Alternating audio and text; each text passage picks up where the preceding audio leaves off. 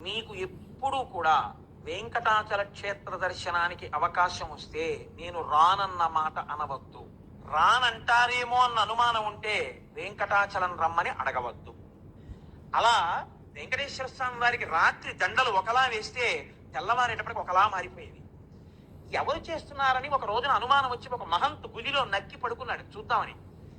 అర్ధరాత్రి అయ్యేటప్పటికీ అయ్యవారి పాలపీఠం దగ్గర రాయి తొలగి తేజో రూపంలో తరిగొండ వెంగమాంబ గారు వచ్చి హారాలు సరిచేస్తుంటే చూసి మూర్చిపోయాడు.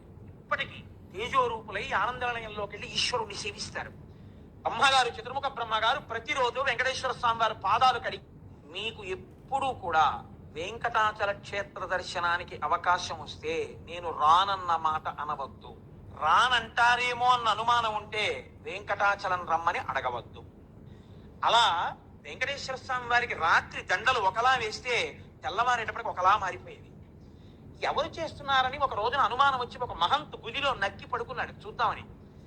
అర్ధరాత్రి అయ్యేటప్పటికీ అయ్యవారి పాలపీఠం దగ్గర రాయి తొలగి తేజో రూపంలో తరిగొండ వెంగమాంబ గారు వచ్చి హారాలు సరిచేస్తుంటే చూసి మూర్చిపోయాడు. ఇప్పటికీ తేజో రూపులై ఆనందనిలయంలోకి వెళ్ళి ఈశ్వరుణ్ణి సేవిస్తారు. బ్రహ్మగారు చతుర్ముఖ బ్రహ్మగారు ప్రతిరోజు వెంకటేశ్వర స్వామి వారి పాదాలు కడిగి